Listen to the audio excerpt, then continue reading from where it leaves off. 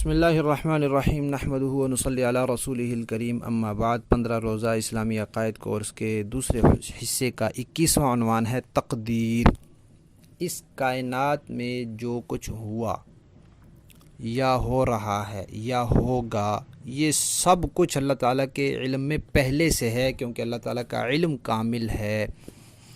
اور اس کائنات میں جو کچھ اللہ تبارک و تعالیٰ نے نظام طے کر رکھا ہے، کب بارش ہونی ہے، کس کو کتنی روزی دینی ہے، کس کی موت کب آنی ہے، یہ سارا کچھ جو اللہ نے طے کیا ہوا ہے یہ پہلے سے اللہ تعالیٰ نے طے کیا ہوا ہے، اور جو اللہ نے طے کیا ہوا ہے اس کے مطابق ہی ہو رہا ہے، کیونکہ اللہ تعالیٰ کی قدرت بھی کامل ہے۔ تو اللہ تعالیٰ نے اپنے کامل علم کے مطابق سب کچھ پہلے سے لوح محفوظ پر لکھ دیا ہے، لیکن انسان اپنے اختیار سے عمل کرتا ہے۔ ایک بچہ ہے، اس کے والد کو اس کے مزاج کا معلوم ہے، اس کا والد اس کے لیے بسکٹ بھی لایا، کیک بھی لایا، اور اب دوسرے آدمی سے کہا دیکھو میں بچے کے سامنے یہ دونوں چیزیں کروں گا، بسکٹ اگرچہ مہنگا ہے لیکن بچہ جو ہے وہ کیک کو پسند کرے گا، اس لیے کہ والد کو اس کے مزاج کا پتہ ہے۔ بچہ آیا، والد نے دونوں چیزیں سامنے رکھی، بچے نے کیک اٹھا لیا۔ اب اس لیے تو نہیں اٹھایا کہ اس کے والد نے کہا تھا،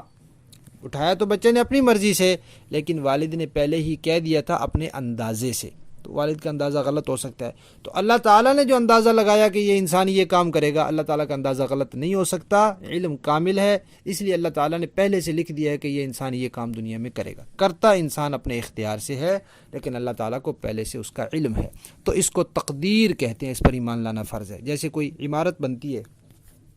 تو پہلے وہ انجینئر اپنے ذہن میں ایک نقشہ بناتا ہے کہ یہ اتنے مرلے جگہ ہے، اتنی منزلہ عمارت بنانی ہے، اس میں اتنے کمرے بنانے ہیں، پھر اس کو کاغذ پر اتارتا ہے، پھر اس کو مستری کے حوالے کرتا ہے جو اس کے مطابق اس کو بناتا ہے۔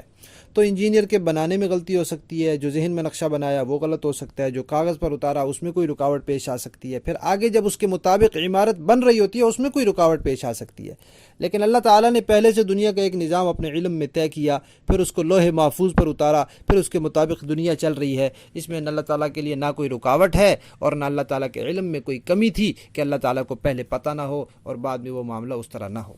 تو جو کچھ کائنات میں ہوا یا ہو رہا ہے یا ہوگا، سب کچھ پہلے سے اللہ تعالیٰ کے علم میں ہے اور اللہ تعالیٰ نے لکھ دیا ہے، اسی کو تقدیر کہتے ہیں، اس پر ایمان لانا فرض ہے۔ سورہ قمر کی آیت نمبر 49 سے اللہ تعالیٰ فرماتے ہیں اِنَّا كُلَّ شَيْءٍ خَلَقْنَاهُ بِقَدَرٍ، ہم نے ہر چیز کو ایک اندازے سے پیدا کیا ہے۔ اور سورہ بقرہ کی آیت نمبر 117 ہے، اللہ تعالیٰ فرماتے ہیں وَإِذَا قَضَىٰ أَمْرًا فَإِنَّمَا يَقُولُ لَهُ كُن فَيَكُن، جب اللہ تعالیٰ کسی چیز کا فیصلہ کر دیتے ہیں پھر کہتے ہیں ہو جا، تو وہ ہو جاتی ہے، پھر وہ ہوئے بغیر نہیں رہتی۔